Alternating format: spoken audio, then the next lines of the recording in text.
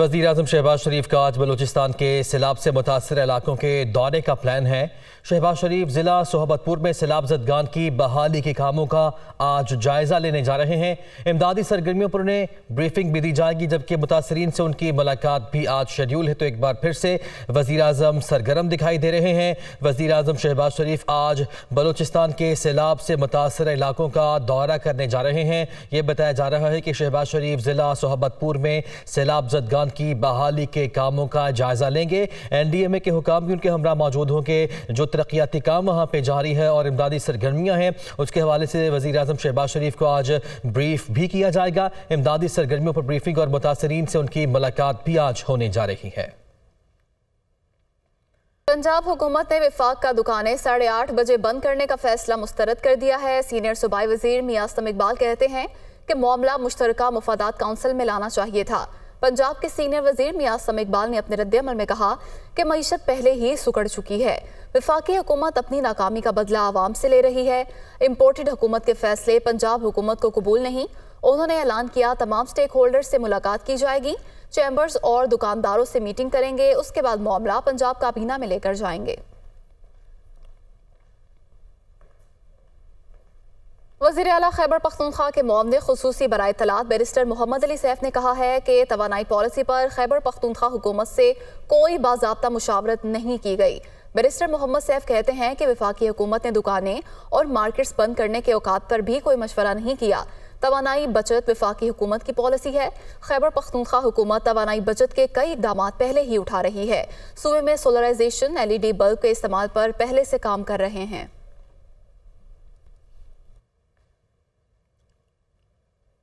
वज़ीर तवानाई खुर्रम दस्तगीर कहते हैं कि तवानाई बचत के हवाले से फैसलों पर मुशावरत न करने की बातें गलत हैं।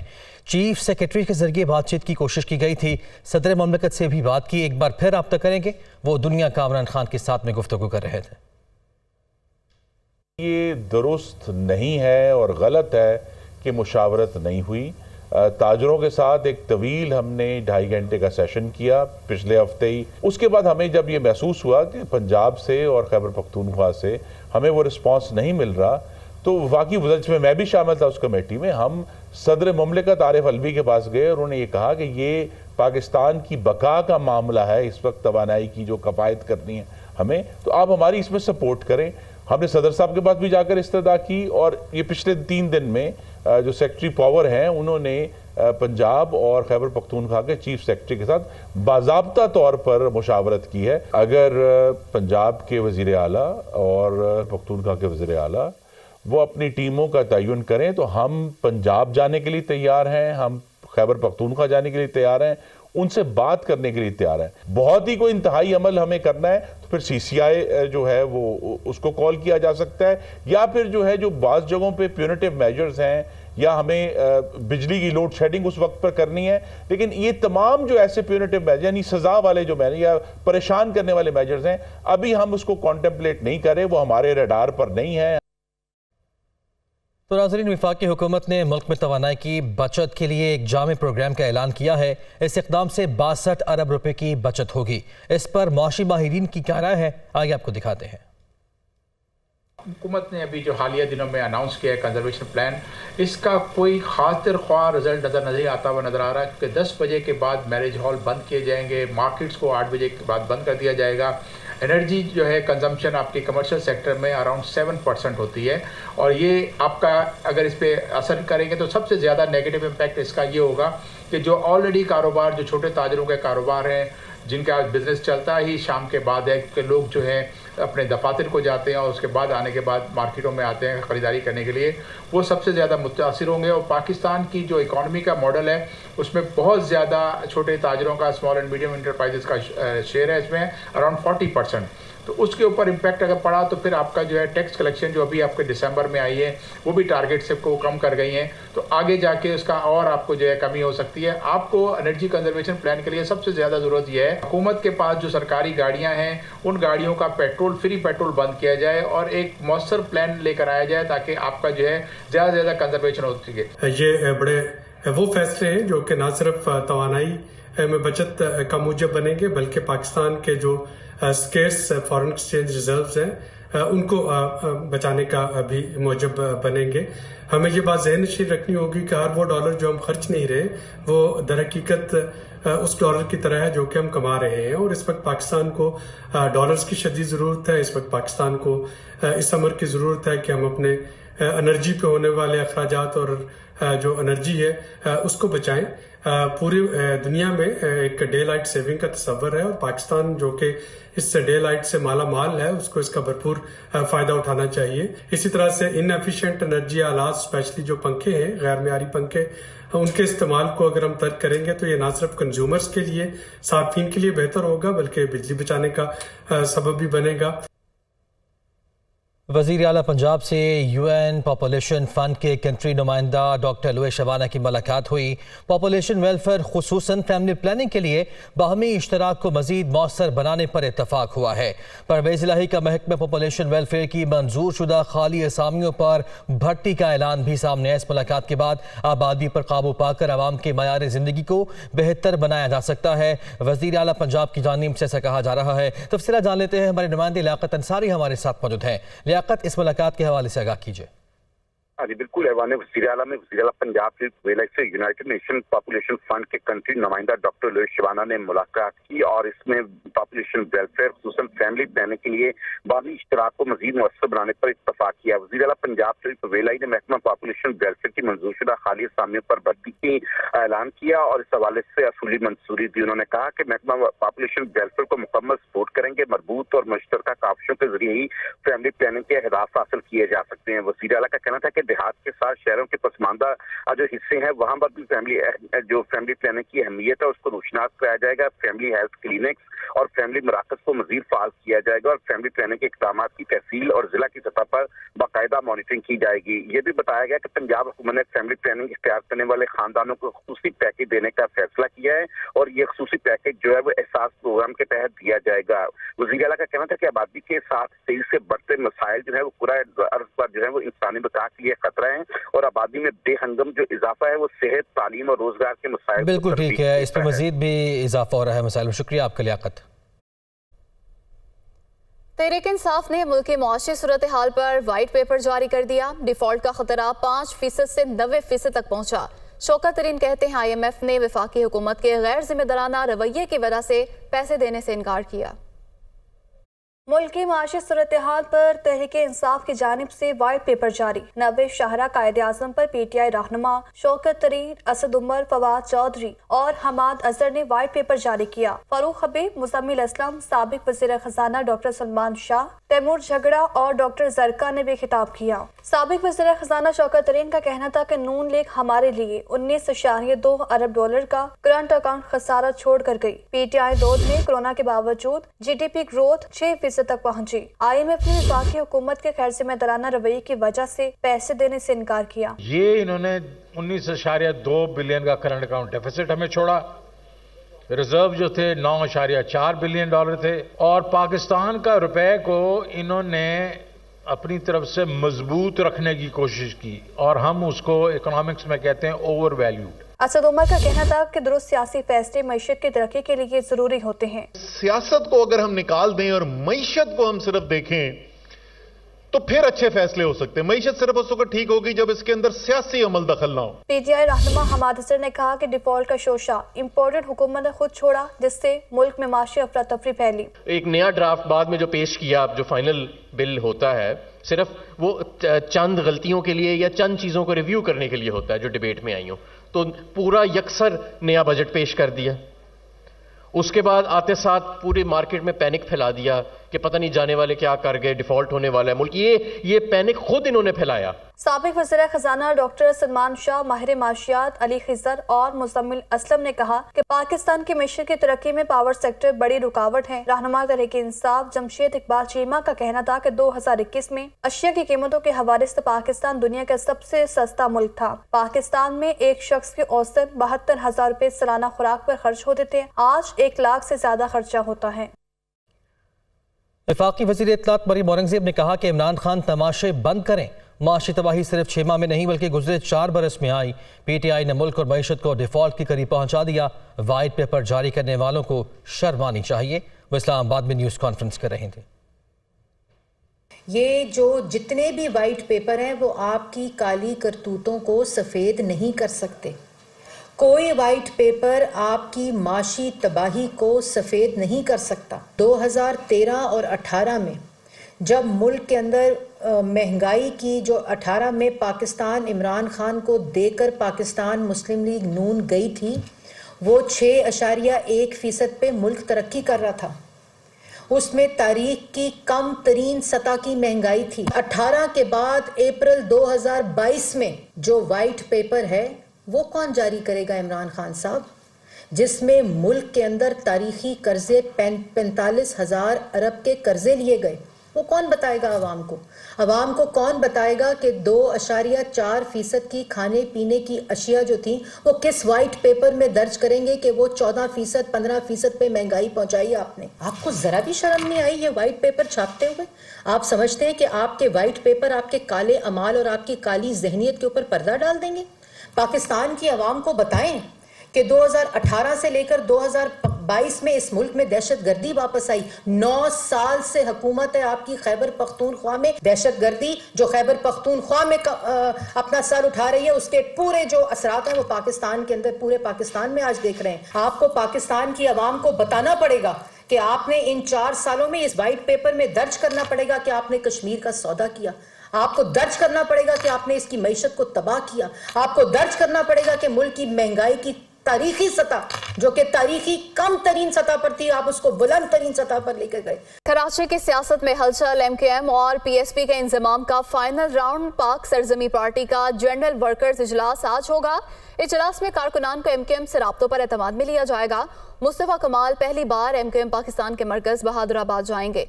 इसी पर बात करेंगे। नुमाइंदा दुनिया न्यूज़ मोहम्मद अरशद हमारे साथ मौजूद हैं। जी मोहम्मद अरशद।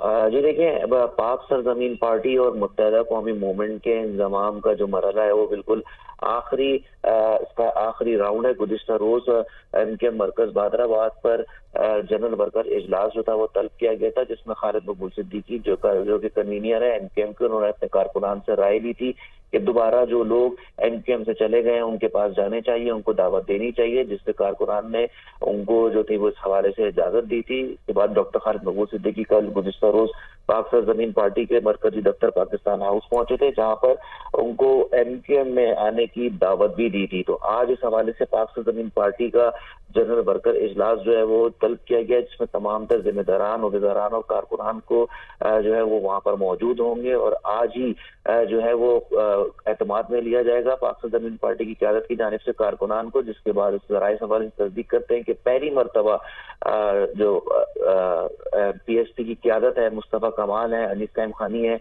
वो एमकेएम मरकज बहादुराबाद वहां पर जाएंगे। 9 तारीख को एमकेएम कराची में एहतजाज करने जा रही है बल्दियाती हल्का बंदियों के हवाले से, तो उसके ऊपर ये आगे मराहिल आगे तय पाएंगे। इसके साथ साथ एमकेएम के जो दीगर धड़े हैं जिसमें डॉक्टर फारूक सत्तार। जी मोहम्मद अरशद, बहुत शुक्रिया, आपने तफसीलात से आगाह किया। पीपल्स पार्टी और एमकेएम में बल्दियाती कवानीन पर डेडलॉक बरकरार। सिंध हुकूमत और पीपल्स पार्टी ने अपनी पोजीशन वाजे कर दी। इलेक्शन कमीशन ही अब इस मामले में कुछ कर सकता है। ज़राए पीपल्स पार्टी का ये बताना है। हक़ाइक़ को देखते हुए मुत्तहिदा का इंतखाबी मुहिम तेज़ करने का फैसला। 9 जनवरी को ऐलान करदा रैली भी बल्दियाती मुहिम का हिस्सा है। ज़राए की जानिब से ये तफसीलात फराहम की गई हैं। पीपल्स पार्टी और एमकेएम में बल्दियाती कवानीन पर डेडलॉक बरकरार है। सिंध हुकूमत और पीपल्स पार्टी ने अपनी पोजीशन वाज़े कर दी है। इसी पर बात करेंगे। ब्यूरो चीफ तलहा हाशमी हमारे साथ मौजूद हैं। तलहा, बताइएगा, डेडलॉक बरकरार है, इलेक्शन कमीशन क्या किरदार अदा कर सकता है इस मामले में? देखिए, फिलहाल इलेक्शन कमीशन की जानिब से इस सिलसिले में बाज़ाब्ता तौर पर कुछ नहीं बताया गया और हमने गुज़िश्ता रोज राब्ते की कोशिश की थी, लेकिन वहाँ से कोई ऑफिशियल हैंड आउट जारी नहीं किया गया, ना ही कुछ बताया गया। जो मेरी ज़राए से बात हुई पीपल्स पार्टी की, वो बताते हैं कि डेडलॉक बरकरार है और ऐसा नहीं है कि पीपल्स पार्टी की क़यादत ने अपने कारकुनान और जो बल्दियाती उम्मीदवार हैं उनके कहने पर ये वाजे कर दिया है कि वो फौरी तौर पर कवानीन में तब्दीली नहीं कर सकते। और गुज़िश्ता रोज ही हमने खबर दी थी कि जो बॉल है वो इलेक्शन कमीशन के कोर्ट में है, तो उन्होंने अपने पोजीशन वापस कर दी है, वाजे कर दी है सिंध हुकूमत और पीपल्स पार्टी ने कि वो इस सिलसिले में नहीं कर सकती कुछ। इस सिलसिले सिलसिले में मेरी बात हुई है एमक्यूएम के ज़राए से, वो इस चीज़ की तस्दीक करते हैं कि ताहाल उनको कोई मज़बूत जवाब नहीं मिला है, जिसके बाद ज़राए दावा करते हैं कि एमक्यूएम ने अपनी बल्दियाती मुहिम को तेज़ करने का फैसला किया है और जो 9 जनवरी की रैली है वो भी इस सिलसिले की कड़ी है। गो के जो एमक्यूएम है वो बल्दियाती इंतखाबात की तैयारी कर रही थी किसी सतह पर, लेकिन अब वो तेज़ करेगी क्योंकि 15 जनवरी बहुत दूर नहीं है, बहुत करीब है, और इसी सिलसिले में मज़ीद जो चीज़ें हैं उसको आगे बढ़ाया जाएगा। जी तलहा हाशमी, बहुत शुक्रिया आपका। नूरियाबाद पार प्रोजेक्ट केस वज़ीर आला सिंध एहतसाब अदालत इस्लामाबाद में पेश। मुराद अली शाह ने नैब तरमीमी ऑर्डिनेंस के बाद बरियत की दरख्वास्त दायर कर दी। तरमीमी ऑर्डिनेंस के बाद केस नैब के दायरे इख्तियार में नहीं रहा। दरख्वास्त में ये मौक़िफ़ अपनाया गया है। नैब को नोटिस जारी, समाअत 12 जनवरी तक मुलतवी कर दी गई है। नूरियाबाद पार प्रोजेक्ट केस वज़ीर आला सिंध मुराद अली शाह एहतसाब अदालत इस्लामाबाद में पेश हुए और मुराद अली शाह ने नैब तरमीमी ऑर्डिनेंस के बाद बरियत की दरख्वास्त दायर कर दी। तरमीमी ऑर्डिनेंस के बाद केस नैब के दायरे इख्तियार में नहीं रहा। दरख्वास्त में ये मौक़िफ़ अपनाया गया है। नैब को नोटिस जारी कर दिया गया है, जबकि समाअत 12 जनवरी तक मुलतवी कर दी गई है। नूरियाबाद पार प्रोजेक्ट केस के हवाले से आपको बताएं कि वज़ीर आला सिंध एहतसाब अदालत इस्लामाबाद में पेश हुए। मुराद अली शाह ने नैब तरमीमी ऑर्डिनेंस के बाद बरियत की दरख्वास्त दायर कर दी है। मुल्क के बेशतर इलाकों में मौसम सर्द है। पंजाब, खैबर पख्तूनख्वा के मैदानी इलाकों और बालाई सिंध में शदीद धुंध है। जनवरी के पहले 2 हफ्ते धुंध की शिद्दत बरकरार रहेगी और बारिशें मामूल के मुताबिक होंगी। मज़ीद जानते हैं नुमाइंदा दुनिया न्यूज़ फौजिया अली से, जो इस वक्त तर्जुमान महकमा मौसमियात ज़हीर बाबर के साथ मौजूद हैं।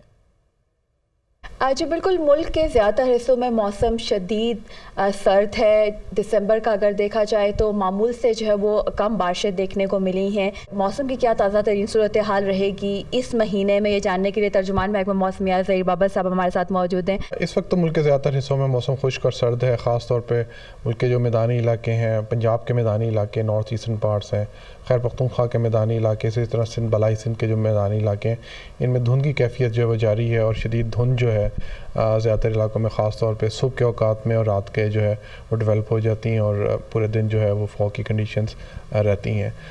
First half of the month जो है जनवरी के फर्स्ट 2 वीक्स में ऑलमोस्ट, ख़ास तौर पे इस हफ़्ते में जो फॉग की कंडीशंस हैं पंजाब में वो इसी तरह काफ़ी हद तक इंटेंसिफाइड रहेंगी। लेकिन जब कोई वेदर स्पेल अप्रोच करेंगे उसके बाद फिर फॉग की कंडीशंस जो हैं वो किसी हद तक बेहतर हो जाएंगी। ओवरऑल जनवरी के अंदर तकरीबन नॉर्मल रेनफॉल और स्नोफॉल जो है वो एक्सपेक्ट कर रहे हैं, जिस तरह नॉर्मल रेनफॉल्स होती हैं। इसी तरह जो टेम्परेचर की सूरत हाल है वो भी नॉर्मल टेम्परेचर रेंज में रहने की तवक्को है जनवरी के अंदर। लेकिन फरवरी के अंदर एक्सपेक्टेड यही है कि निस्बतन वेट होगा फरवरी जनवरी की निस्बत। जी बिल्कुल, महकमा मौसमियात के मुताबिक जनवरी के जो पहले 2 हफ्ते हैं धुंध की कैफियत जो है वो रहेगी मैदानी इलाकों में और दर्जा हरारत भी जो है वो कम देखने को मिलेंगे। जी उधर आज़ाद कश्मीर सख्त सर्दी की लपेट में है। वादी अलीपा, वादी नीलम और फॉवर कहूटा समेत बड़ा इलाकों में पारा नुक्ता इंजमात से भी गिर गया है। मामूलात ज़िंदगी बुरी तरह मुतासर हुए हैं। तफसीलात बता रहे हैं दुनिया न्यूज़ के नुमाइंदे मोहम्मद इकबाल। आज़ाद कश्मीर के मौसम की बात की जाए तो बेशतर इलाकों में आज मौसम खुशगवार है, धूप निकली हुई है और मुजफ्फराबाद का मौसम भी काफ़ी खुशगवार हो चुका है और मुजफ्फराबाद के जो तफरीह सियाती मकामात हैं, शहरी बड़ी तादाद में तफरीह मकामात का रुख भी कर रहे हैं। आज़ाद कश्मीर के वादी नीलम और वादी लीपा की बात की जाए, जहाँ सुबह और शाम के औकात में सर्दी की शिदत में मुसलसल इजाफा भी देखने में आ रहा है और बालाई इलाकों में केल, तौबट, निकरू, शारदा, अलमत ये वो इलाके हैं जहाँ पर सुबह और शाम के वक्त जो है पारा भी नुक्ता इंजमात से गिर जाता है और इस वक्त भी मामूलात ज़िंदगी जो है वो मुतासर हो रहे हैं और बुलंदोबाला पहाड़ी इलाकों से ठंडी यकबस्ता हवाएं भी चल रही हैं। वादी लीपा की बात करें तो जो उसकी शेर गली और बिरथवार गली शाहराह है वो आम ट्रैफिक के लिए बहाल कर दी गई है, चूँकि हालिया दिनों में बर्फबारी हुई थी और जिसकी वजह से शाहराहें जो है वो बंद होकर रह गई थी। और मौसम का हाल बताने वाले कहते हैं कि आइंदा 24 घंटों के दौरान आज़ाद कश्मीर के बेशतर इलाकों में मौसम सर्द और खुश्क रहेगा। जी कोयटा में गंदम के बहरान के बाद आटे की कीमतों में इजाफा हो गया। 20 किलो का थैला 2500 रुपये, जबकि 50 किलो की बोरी 6000 से बढ़कर 6300 रुपये में फरोख्त होने लगी। इस हवाले से मजीद तफसीलात बताएंगी नुमाइंदा दुनिया न्यूज़ मरियम तनवीर।